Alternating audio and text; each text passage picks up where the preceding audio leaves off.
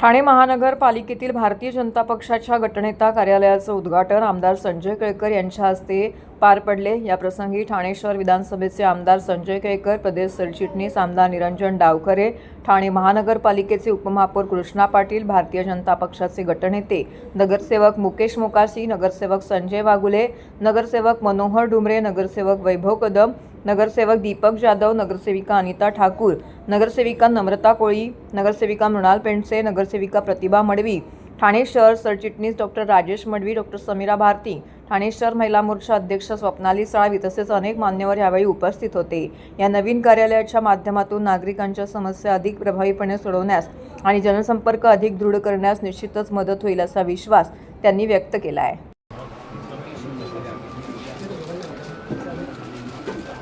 सब समोर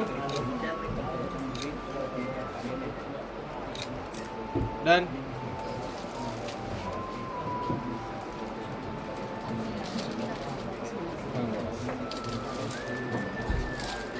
सतीश सब समोर मोबाईल सब समोर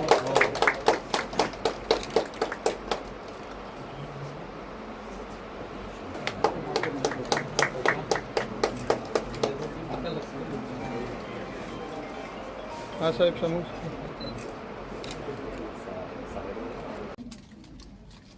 मित्र मागे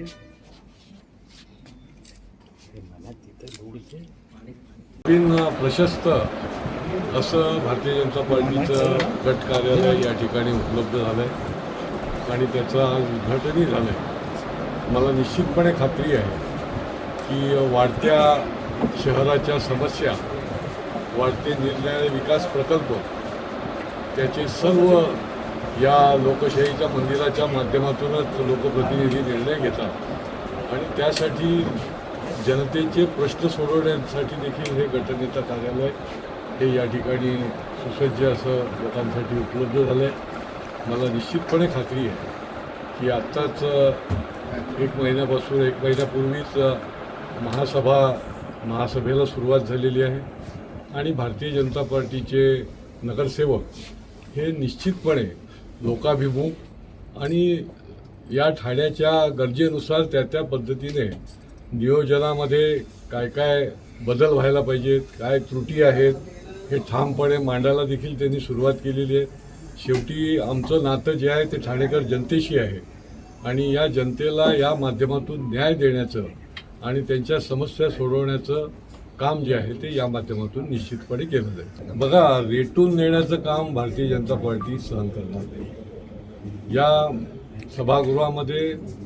बोलण्याचं स्वातंत्र्य आहे, विषयाला धरून कामकाज चाललं पाहिजे अशा प्रकारची सर्वतोर ही भूमिका आहे आणि त्याच्यामुळे कोणी रेटून नेत असेल किंवा आवश्यक तो विषय जो आहे तो टाळत असेल तर ते खपवून घेणार नाही। मात्र विकासाचा जो म्हणून मुद्दा असेल त्या विकासाच्या मुद्द्याला ठाणेकरांशी कसं जोडलं गेलं आहे आणि त्या दृष्टीने ठाणेकरांना कशा पद्धतीने या विकासामध्ये उपयोग होणार आहे हे निश्चितपणे त्या ठिकाणी बघून योग्य पद्धतीने त्याला पाठिंबा देखील दिला जाणार। आमच्या मित्र पक्षाचा हा प्रश्न आहे आणि वेळोवेळी आम्ही हे बोलूनही दाखवलेलं आहे की अनेक वर्षानंतर प्रशासकीय राजवट संपून या ठिकाणी लोकप्रतिनिधी आलेले आहेत आणि कुठल्याही पक्षाचे असो त्यांना त्या ठिकाणी काम करण्याची जबाबदारी मिळाली पाहिजे। आणि आता तर 2.5 महिने झाले, आता आणखीन किती दिवस तुम्ही लावणार